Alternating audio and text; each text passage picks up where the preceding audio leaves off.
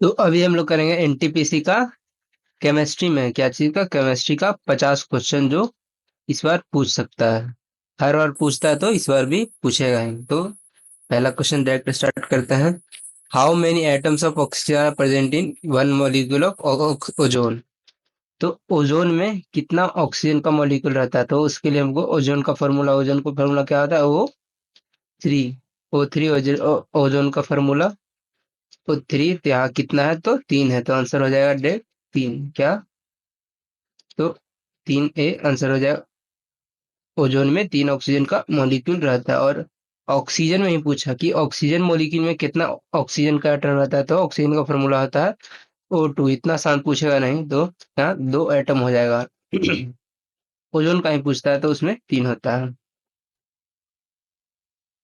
दूसरा है name of the element which has electronic configuration of 287। तो ये रहता क्या है, तो ये रहता है नंबर ऑफ इलेक्ट्रॉन्स। तो नंबर ऑफ इलेक्ट्रॉन, तो टोटल नंबर कितना है, 28 प्लस 7 यानी 17।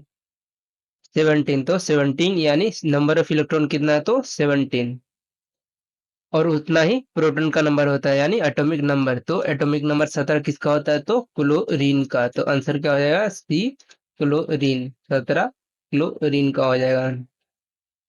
तीसरा है positively charge ion is called. तो पॉजिटिव चार्ज आयन को क्या कहते हैं, सीधा बी केट आयन, इसको कहते हैं केट आयन। और निगेटिव को एन आयन।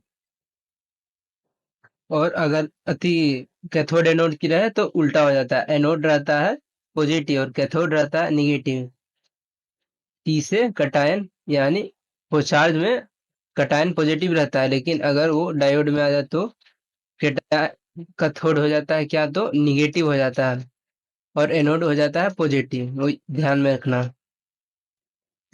चौथा है covalent bonds are form by the sharing of electrons complete electrons between two atoms so that both can achieve completely filled कौन सेल। तो ये आउटर मोस्ट सेल होता है क्या, तो आउटर मोस्ट सब इसमें ज्यादातर इलेक्ट्रॉन शेयरिंग तेयरिंग का काम होता है आउटर मोस्ट सेल में ही। पांचवा है लैक्टिक एसिड इज, तो वो कितना कार्बन एटम का मॉलिक्यूल होता है, कौन, तो लैक्टिक एसिड वो कितना का होता है, तो वो होता है 3, किधर गया, D3 कार्बन मॉलिक्यूल का एटम होता है लैक्टिक एसिड। का फॉर्मूला क्या होता है, तो C3H6O3 H6O3। तो सीधा दिख रहा है C3 है, तो lactic acid 3 carbon molecule atom molecule होगा। अगला, what is the chemical formula plead. तो सीधा पीबी प्लम्बम। प्लम्बम किधर है, ए पीबी इसी का होता है लेड का। मरकरी का पूछता है कभी कभी, मरकरी का होता है Hg। क्या होता है, तो मरकरी का होता है Hg। देख लेना रहता है, यही दोनों पूछता है। The number of valence electron in a graphite atom is M. Graphite क्या चीज होता है, ग्रेफाइट होता है कार्बन, क्या, कार्बन। तो कार्बन का वैलेंस इलेक्ट्रॉन कितना रहता है, तो 4। उस तो ग्रेफाइट में भी होगा B4। ऐसा ही बनाना रहता है। ऐसे ही दिमाग में सोचो, धीरे धीरे, स्टेप बाय स्टेप। अगर नहीं भी आता है, अगर हमको आंसर नहीं पता और लेकिन कंसेप्ट क्लियर हो, तो ऐसे बन जाता है। How many neutrons are present in protium. Protium क्या होता है, तो बताइए हाइड्रोजन का आइसोटोप्स। कितना हाइड्रोजन का आइसोटोप होता है, तो 3। पहला होता है प्रोटियम, दूसरा होता है ड्यूट्रियम, तीसरा होता है क्या, तो ट्रीटियम। सारा में प्रोटॉन नंबर सेम रहता है लेकिन न्यूट्रॉन बढ़ता है, इसमें 0 न्यूट्रॉन, इसमें 1 न्यूट्रॉन, इसमें 2 न्यूट्रॉन। तो प्रोटियम में कितना न्यूट्रॉन होगा, तो 0। कितना, A0। अगर यही ड्यूट्रियम में पूछता, जिसको कि हैवी वाटर कहता है, और ये ड्यूट्रियम कहाँ यूज होता है, heavy water nuclear power plants में, ये भी BBI है। इसमें न्यूट्रॉन का नंबर कितना होता है, तो 1।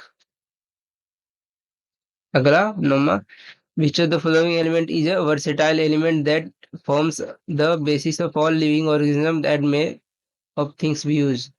तो सारा लिविंग बॉडी में, सभी जीवित जीवों और हमारे उपयोग की जाने वाली क्या चीज का आधार बनता है? तो बेस ऑफ लाइफ क्या है? तो कार्बन। ये कार्बन एटम मॉलिक्यूल लाइफ का बेस बनाता है, बिना इसके लाइफ पॉसिबल नहीं है। ऑक्सीजन के बिना बहुत सा जानवर जीव रहता है, लेकिन कार्बन के बिना कोई नहीं रह सकता है। Valence electron are present in the, valence electron फिर आया कहाँ रहता है? तो आउटर मोस्ट सेल में रहता है। कहाँ? तो आउटर मोस्ट सेल। ना इसी को वैलेंस इलेक्ट्रॉन को डायरेक्ट फॉर्मूला थी, डेफिनेशन ही होता है कि जितना आउटर मोस्ट सेल में एटम रहा। क्या है अगला? विच of the following is not an allotrope of carbon? तो कार्बन का अपरूप कौन नहीं है? तो एलोट्रोप कितना होता है कार्बन का? 3। कौन कौन? डायमंड, फुल्लरीन, ग्रेफाइट, यही तीनों एलोट्रोप होता है कार्बन का। लेकिन ये कार्बन डाइऑक्साइड ये क्या है? तो कंपाउंड है, कार्बनिक कंपाउंड है, ये एलोट्रोप नहीं है। ये हो जाएगा answer D. The atomic number of elements in the number of, atomic number बराबर क्या होता है? तो एटॉमिक नंबर बराबर नंबर ऑफ प्रोटॉन्स। किधर गया?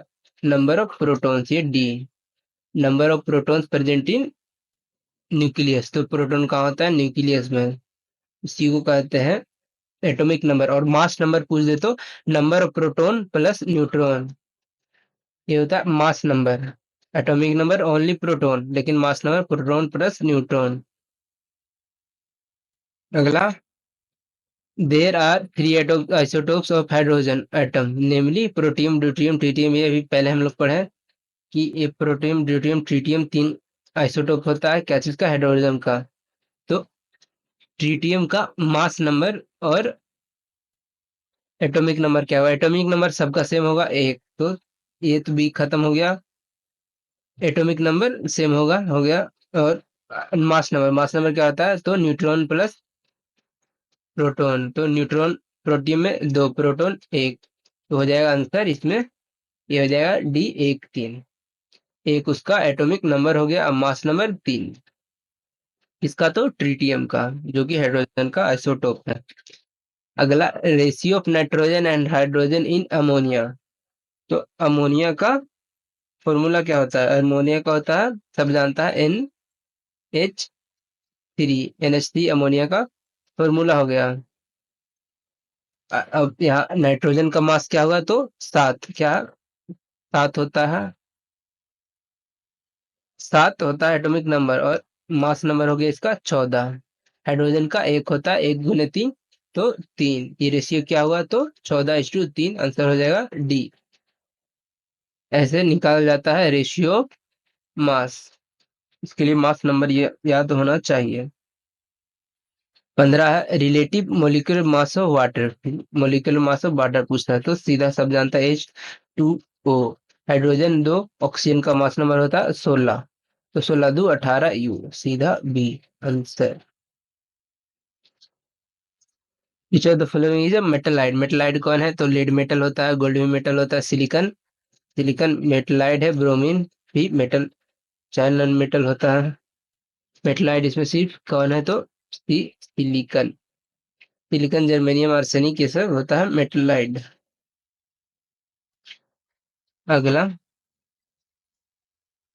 अगला पूछा है the ability of metal to drawn in thin wires, यानी तार, तारों में खींचे जाने की क्षमता को क्या कहता है? तो उसको कहते हैं डक्टिबिलिटी। क्या कहते हैं? तो डक्टिबिलिटी।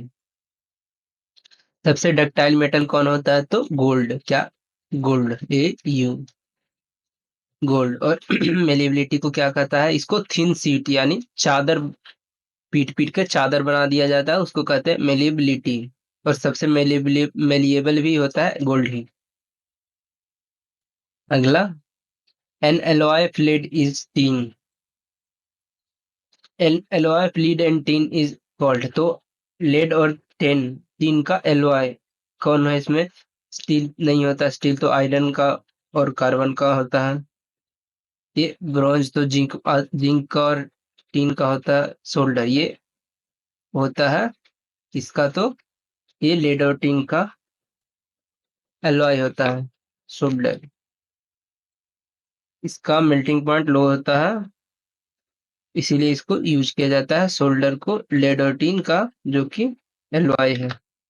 फिर 19वां, The process of depositing a layer of any desired metal on another material by means of electricity is called, उसको कहते हैं इलेक्ट्रोप्लेटिंग।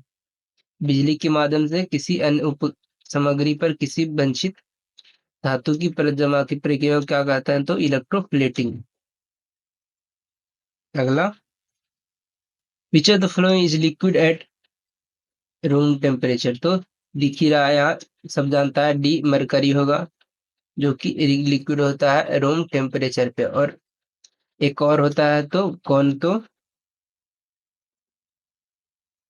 ब्रोमीन।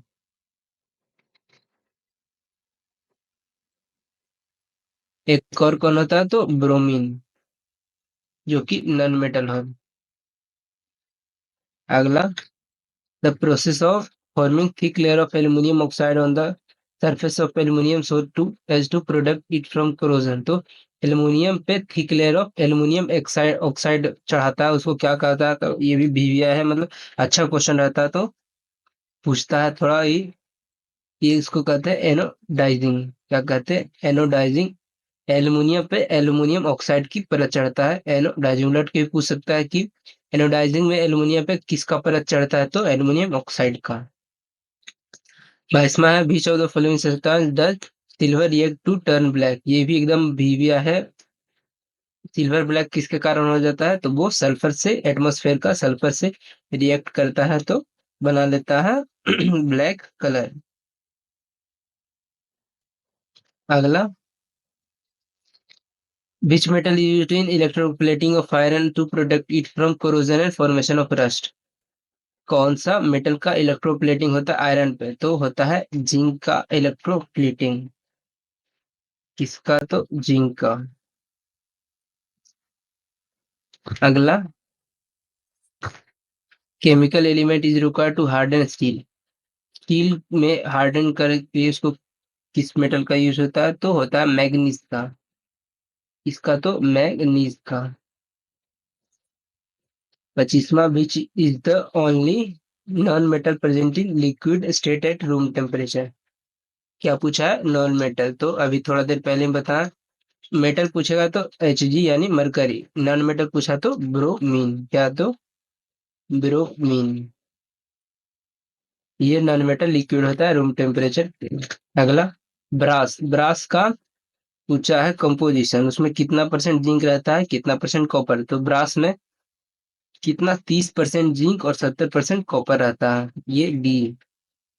30% जिंक और 70% कॉपर रहता है ब्रास में।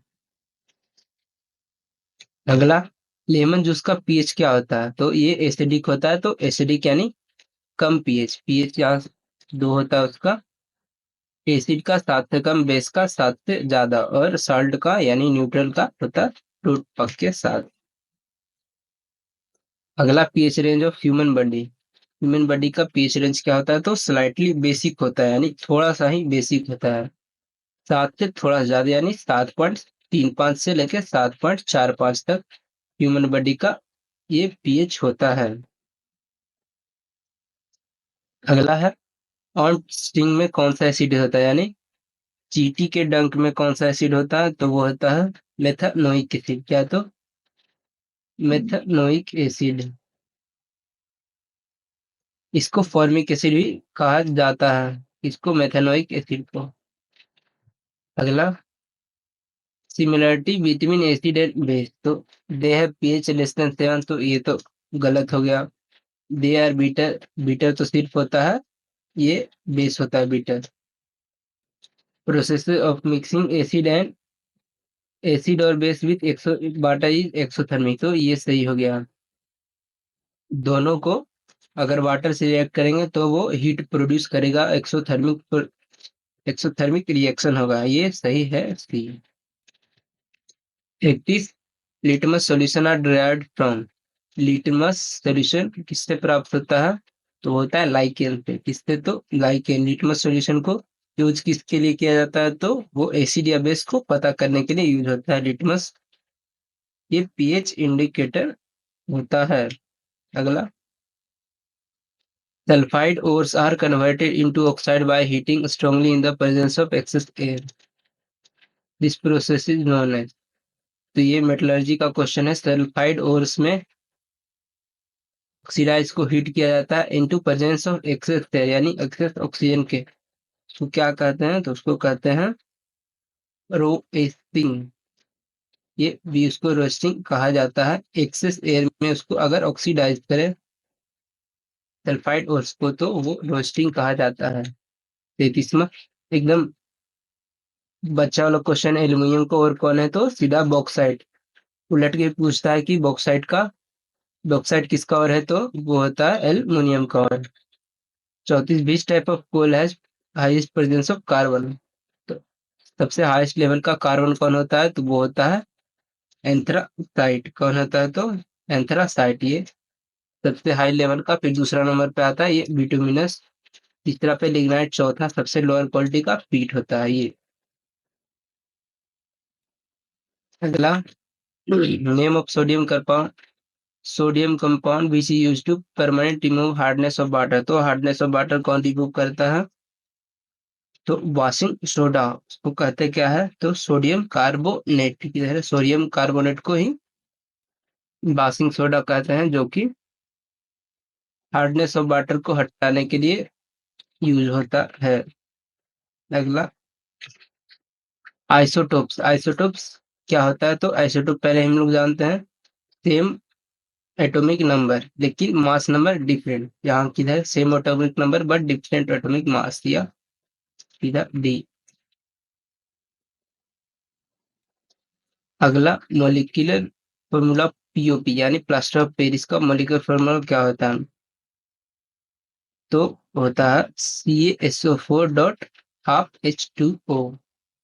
ये प्लास्टर ऑफ पेरिस का फॉर्मूला होता है, CaSO4 dot half H2O।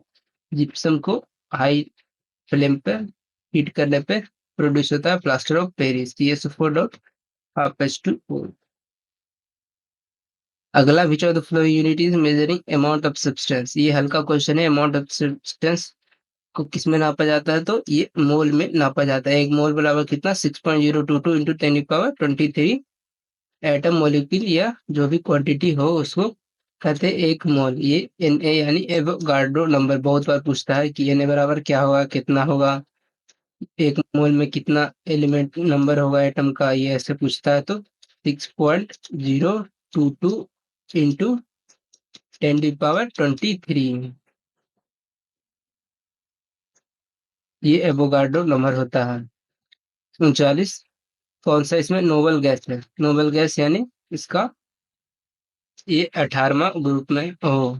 Fluorine non metal, oxygen non metal, nitrogen non metal, ये आर्गन सब जानता है। ये यही नोबल गैस बचा। हीलियम भी, हीलियम और कौन? हीलियम, जीनॉन, क्रिप्टन, रेडन, ये सब क्या हुआ? Noble gas. इसमें इसका वैलेंस इलेक्ट्रॉन में कितना इलेक्ट्रॉन होता है? तो 8। ये भी पूछता है कि नोबल में नोबल गैस का वैलेंस इलेक्ट्रॉन में कितना इलेक्ट्रॉन रहता है? तो 8 रहता है। इसका वैलेंसी रहता है 0। ये नॉन रिएक्टिव रहता है। अगला, modern periodic table based on क्या चीज ऑफ एलिमेंट्स। तो मॉडर्न पीरियोडिक टेबल किस चीज पे बेस है? तो वो है एटॉमिक नंबर पे बेस है। क्योंकि पहला से देख लो, पहला एटॉमिक नंबर ही होता है, दूसरा तीसरा चौथा बढ़ते जाता है एटॉमिक नंबर पे ही। ये एटॉमिक नंबर पे बेस्ड है क्या? तो modern periodic table. Periodic table को इन्वेंट कौन किया? तो वो इन्वेंट किया मेंडलेव ने, डिमिट्री मेंडलेव ने। अगला, लीस्ट रिएक्टिव मेटल एलिमेंट, इसमें से लीस्ट रिएक्टिव एलिमेंट कौन होगा? तो ये हो जाएगा नियोन। क्योंकि थोड़ा देर पहले बताया नियोन ये नोबल गैस है और नोबल गैस नॉन रिएक्टिव होता है, इसीलिए इसको इनर्ट गैस भी कहते हैं। क्या? तो इनर्ट गैस भी कहते हैं क्योंकि ये इनर्ट होता है यानी नॉन रिएक्टिव होता है। और सबसे रिएक्टिव मेटल पूछे तो ये लिथियम। क्या? तो लिथियम। और सबसे रिएक्टिव नॉन मेटल पूछे तो फ्लोरीन।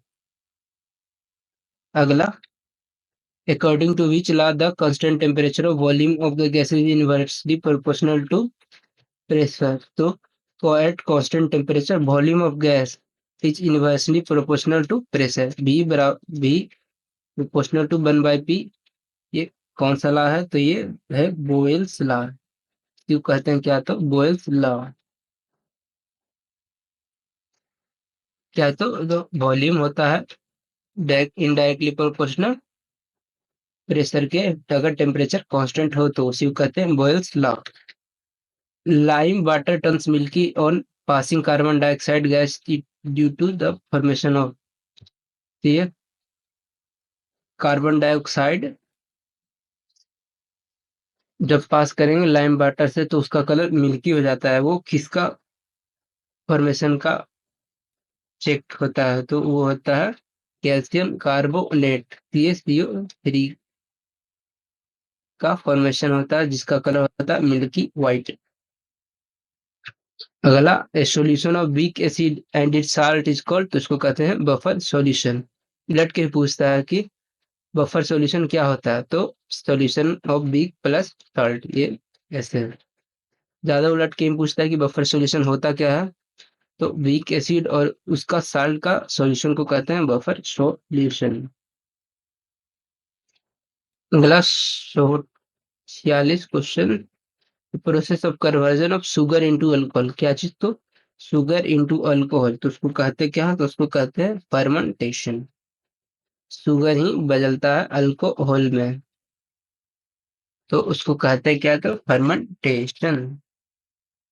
अगला, बायोगैस, बायोगैस में क्या होता है? 75% बायोगैस में क्या होता है? तो सबसे ज्यादा बायोगैस में होता है मीथेन। क्या किधर है? ए मीथेन। बायोगैस का मेन कंपोनेंट होता है मीथेन। और ये गैस, इस ये भी पूछता है कि ग्लोबल वार्मिंग सबसे ज्यादा कौन? तो मीथेन ही, मीथेन का ही हाथ है ग्लोबल वार्मिंग में सबसे ज्यादा, क्योंकि ये बहुत ज्यादा ग्रीन हाउस गैस होता है। अगला 48, being light and non inflammable, balloon में सबसे ज्यादा कौन सा भरा जाता है? तो सब जानता है बैलून में हीलियम भरा जाता है, क्योंकि ये नॉन रिएक्टिव होता है और ये जलता भी नहीं है। क्या? तो मीथेन। क्या? तो हीलियम। अगला, विच व्हाट इंग्रेडिएंट डू, ब्रेड में क्या यूज होता है ब्रेड बनाने में? तो होता है ईस्ट यानी खमीर का यूज। क्या चीज? तो ईस्ट यानी खमीर का यूज ब्रेड बनाने में यूज होता है। इसे फूल जाता है, कार्बन डाइऑक्साइड ये प्रोड्यूस करता है, इससे से ब्रेड फूल जाता है। अगला last question, chlorophyll contains which of the flowing element, chlorophyll में कौन सा एलिमेंट होता है? तो क्लोरोफिल में होता है मैग्नीशियम। क्या चीज? तो मैग्नीशियम। तो ये 50 क्वेश्चन केमिस्ट्री का खत्म हुई है।